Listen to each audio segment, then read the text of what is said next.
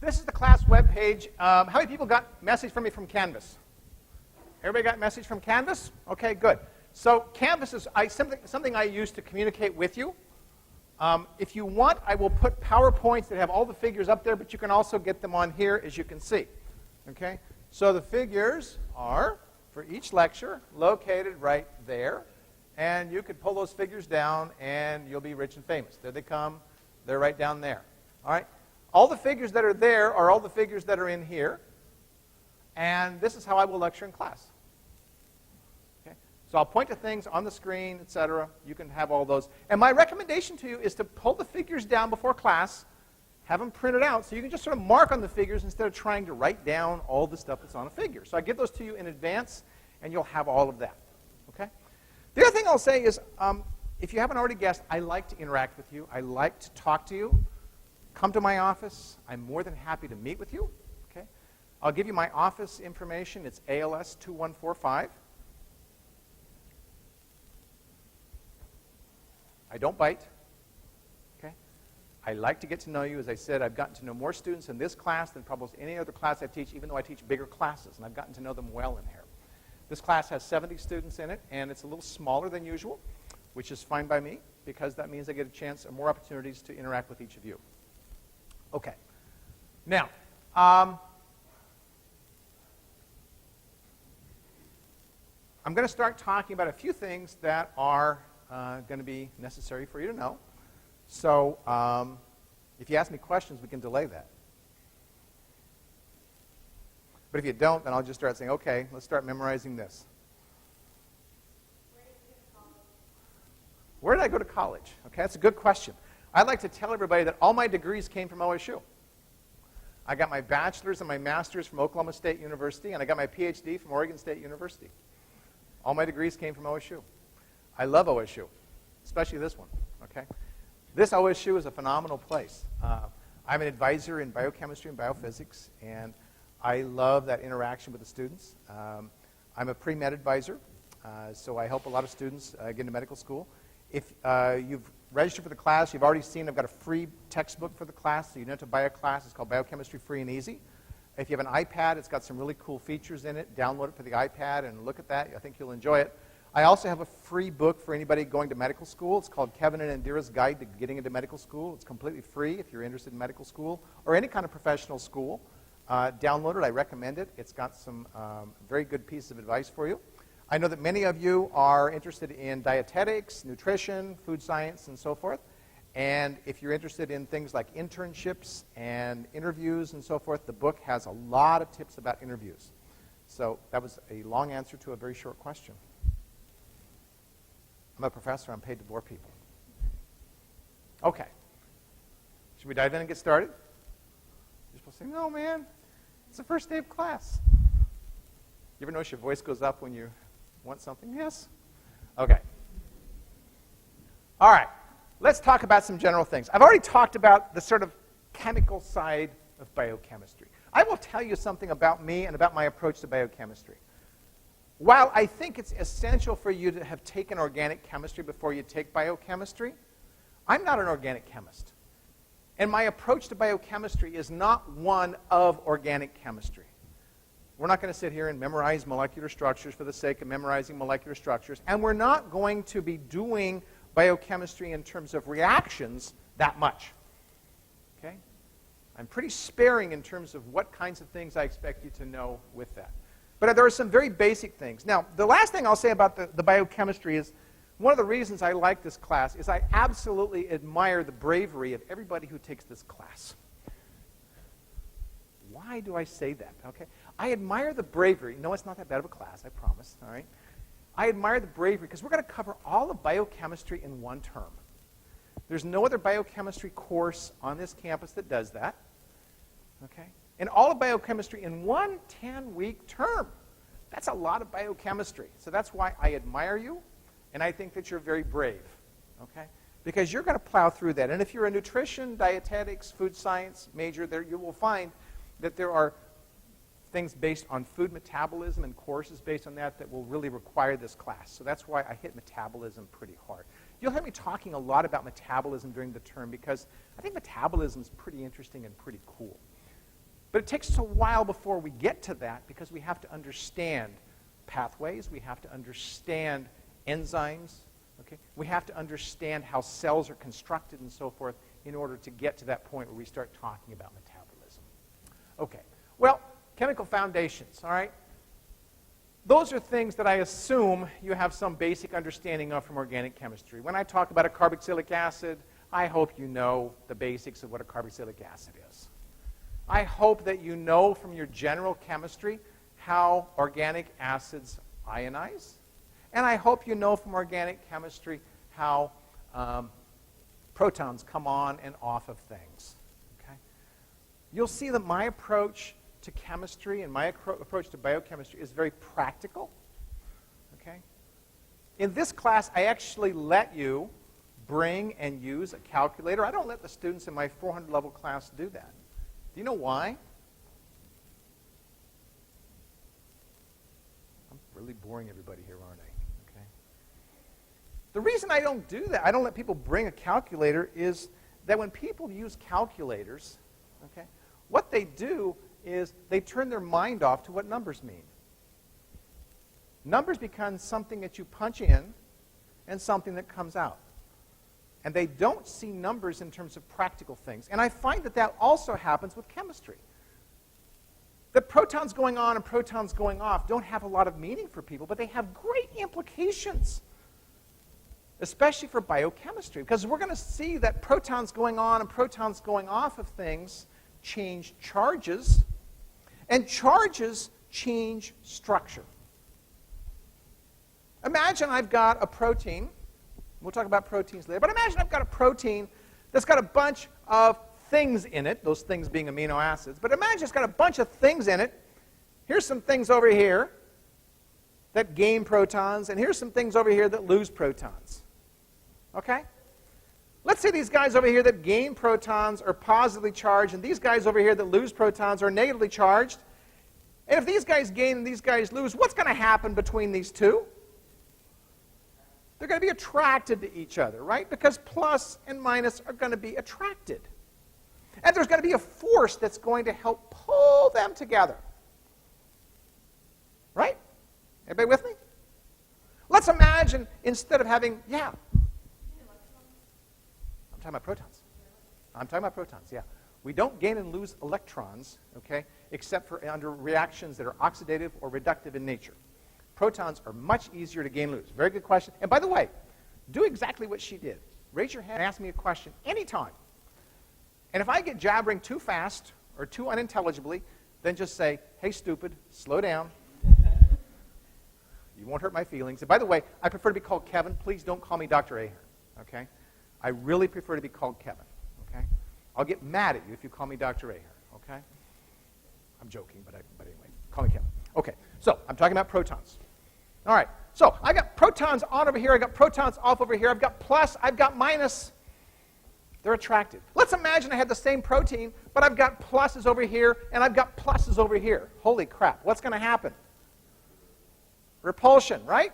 Now we can imagine that in the first case, they might be pulled a little closer to each other, and we can imagine in the second case that they might be pushed a little farther away from each other. This place is haunted. Okay? Right? What we've just done is we've just changed structure very slightly. And what we're going to see in this class is going to amaze you how much slight changes in structure are going to have enormous effects. Because remember I said enzymes are flexible? And remember I said that it's the flexibility that gives rise to 180 quadrillion fold increase in speed? We start thinking that that flexibility might have something to do with that, and these little tiny changes in charge may affect how close something is. And that's really the secret about where enzymes are in the scheme of things and how well enzymes work. Everybody with me? Okay. Now, I'm not going to go back to you. I'm not going to give you an exam question that says, okay, draw an ester. That's just baloney, right? But I'm assuming if I'm talking about an ester, you know what an ester is. Because I'm not going to go back and regurgitate organic chemistry for you. And if you don't know those things, I probably would recommend that you just take a scan of those and make sure that you know what those terms mean. Okay. We're very interested in life, how life came about. We know that life on the primitive Earth, okay? We don't know a lot about the things that ultimately gave rise to what we know today as living cells, but we do know a lot about the chemistry of living Earth, okay? There was big excitement recently. We've got a spacecraft that's orbiting a comet, okay? The spacecraft's called Rosetta. The comet has a long mouthful of a name because it was discovered by a couple of Russians back about 40 years ago, okay?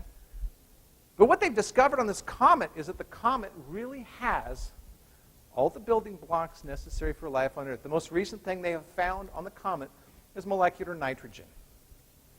Nitrogen is at the root of amino acids because amino is nitrogen. Okay? The things that are there on that comet are the things that we see and we know were present on primitive Earth. And we know they're there because something as primitive as a comet has them. Okay? This is a famous experiment in which people showed that if you took the very simple things that were on the face of the Earth and you gave an energy source for them, which in this case meant that you had basically lightning going on, that's what the sparks up in that thing are, that under the conditions of primitive Earth, you could make things that made nucleotides, that made amino acids, that made all of the things that we're made of, and they took very simple things to make that happen.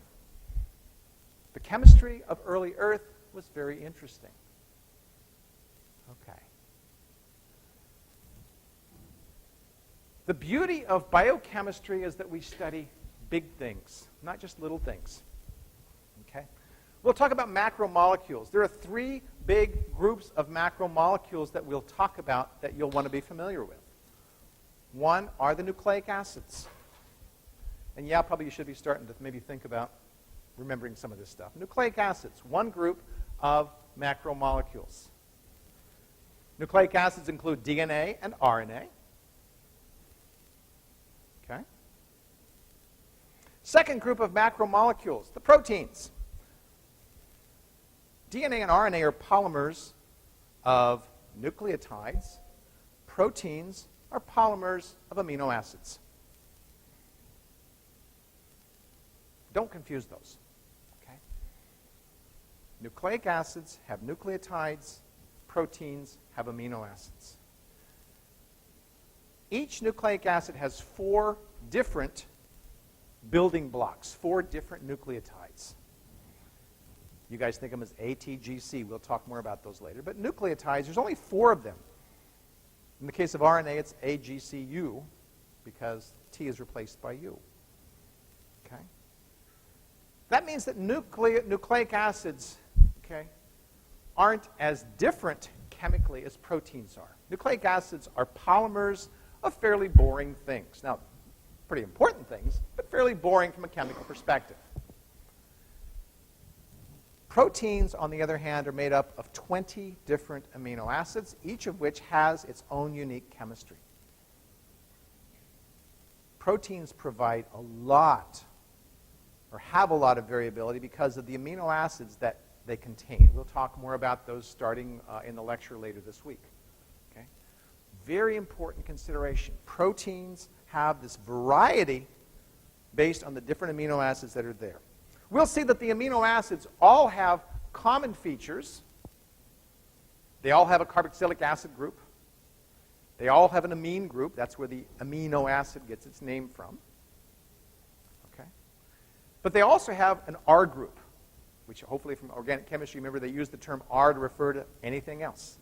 That R group is what gives the amino acids their difference. 2 of the 3 macromolecules, nucleic acids and proteins. Okay? The third big group of macromolecules that we'll talk about are the carbohydrates. These guys are polymers of sugars. Starch is a carbohydrate. Glycogen is a carbohydrate. Okay? Now you might say, well, how about fats? Where do fats fit in there? Fats aren't that big. Okay? But sometimes people group fats into the same group. I don't, but sometimes people do. Fats really aren't polymers.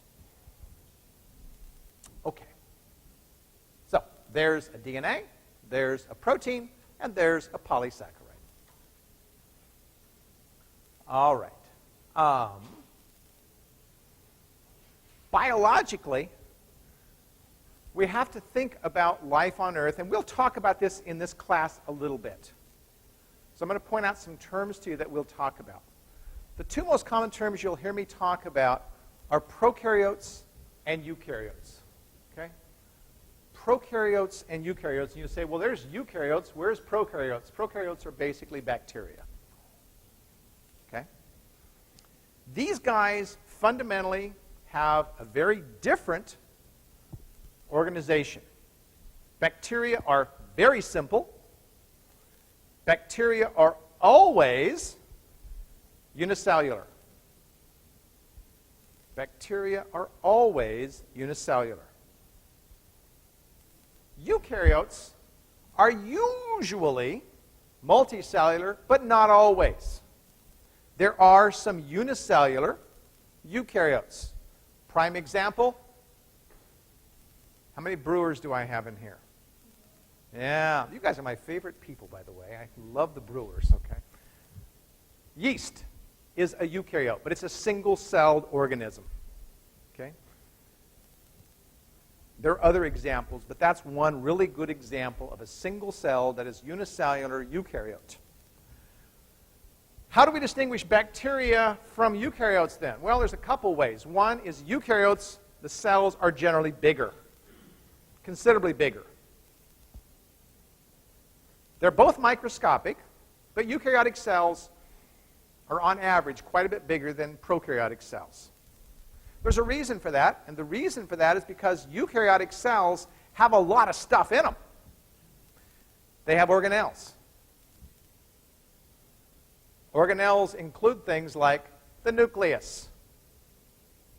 The nucleus is where the nucleic acid is kept. They include the mitochondria. The mitochondria is what we call the power plant of the cell. Okay? They include lysosomes, things that break things down. They include the endoplasmic reticulum. Okay? We'll talk more about the endoplasmic reticulum later. All right? In the case of plants, they include the chloroplast. Okay? The chloroplast and mitochondria, you'll see that there's some relationship between the two. Some relationship between the two. Okay? The chloroplast and the mitochondria are the only organelles that have their own nucleic acid. The only organelles that have their own nucleic acid. And when we examine that nucleic acid, we discover, it's kind of like the nucleic acid we find in bacteria. A lot of people think, and there's pretty good evidence for it, that the mitochondrion and the chloroplast were each originally free-living bacteria that got engulfed by a very early cell. And what we see as the DNA of that today is a remnant of what that originally had. The bacteria, by contrast to the eukaryotes, do not have a nucleus. They do not have a chloroplast. They do not have a mitochondrion. They do not have any organelle. No endoplasmic reticulum, no lysosome. You can think of the bacteria as basically a little bag of enzymes. There's no division. There's no anything else that's there. They do have DNA. They do have RNA, but it's not contained within a specific structure. It's just simply contained in the bacterial cell. Now, what's remarkable is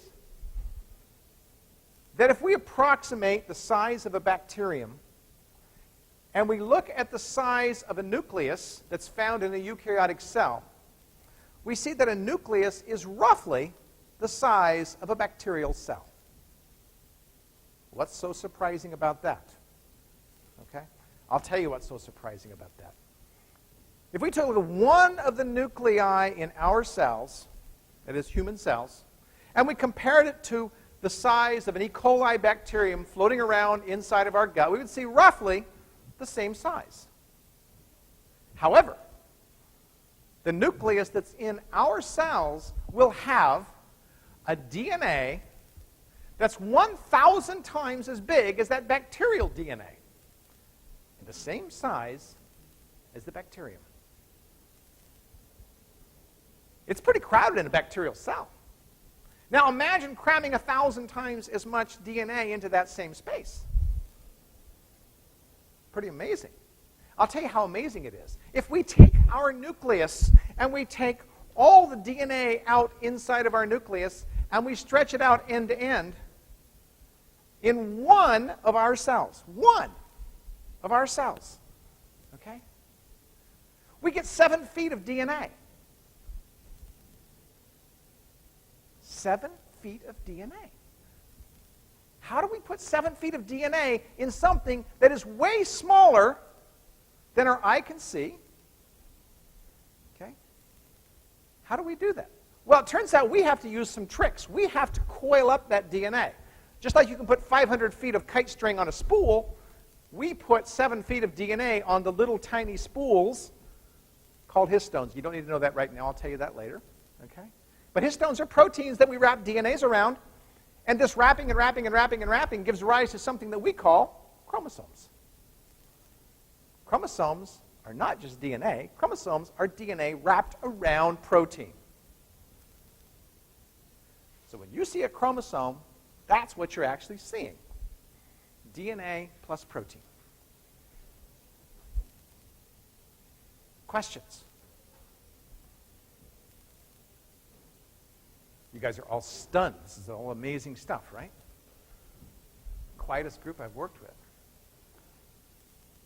Prokaryotes versus eukaryotes. There's some of the things I just talked about. None of these present in a prokaryote with the exception of a membrane. Membranes, we're going to see, are really important because membranes are the barrier between the inside and the outside. If you don't have a membrane, you don't have a barrier, then what's a cell? What's a cell? Okay. All right. Now, every living thing has membranes. Okay. There's some really cool stuff that's out there. Okay. When we look across the planet Earth, we discover that virtually every place we look, we find living cells. Whether that place is a boiling caldera in Yellowstone Park, whether that place is the coldest place that you can find in Antarctica, whether that place is a lake in Antarctica that's been buried beneath the ice layer for millions of years with no access to the outside world, whether that is something that's bubbling up in the ocean from a fracture in the ocean, and what's coming up with it are bacteria. What it tells us is that living systems can adapt to incredibly harsh environments. That's why people are interested in understanding where in the universe do we find life. There's probably abundance of life in our own solar system. Really excited about a moon that goes around Saturn right now. How many people know about Enceladus? 1, 2, extra credit. There you go. Give me your name. All right, I'm joking. All right. Enceladus is this amazing moon that goes around Saturn, okay? And they have photographed this moon. It has geysers. Now, we found geysers other places in the solar system, but the geysers that this moon has are different than geysers anywhere else on in our solar system. These geysers are water geysers. This moon clearly has liquid water below its surface, and we have measured recently the temperature of the water that's beneath that surface. Do you know what the temperature of the water is of the moon, inside the moon of Saturn? It's as high as 90 degrees centigrade. That's over 90 degrees centigrade. When we start thinking about what it takes for a living system, liquid water is one of the first things that's necessary because we know that liquid water, okay, is 70% of the mass of a cell. We have to have water. And when we go looking for life in the solar system, we look for wherever we find liquid water. There's other places we think liquid water exists, but here's one where we definitely know that that happens. Pretty cool stuff. Okay. Now, I said I'd like to have fun, and since it's the first day, I thought we would have some fun. And I thought I would finish with something I like to finish with, which is a song. So please join me in singing this song. Biochemistry, biochemistry, I wish that I were wiser. I feel I'm in way o'er my head. I need a new advisor. My courses really shouldn't be such metabolic misery. Biochemistry, biochemistry, I wish that I were wiser. Biochemistry, biochemistry, reactions make me shiver. They're in my heart and in my lungs. They're even in my liver. I can't hear you. I promise I would not complain if I could store them in my brain. Biochemistry, biochemistry, I wish that I were wiser. Biochemistry, biochemistry, I'm truly in a panic. The mechanisms murder me. I should have learned organic. For all I have to memorize, I ought to win the Nobel Prize. Biochemistry, biochemistry, I wish that I were wiser. See you guys tomorrow.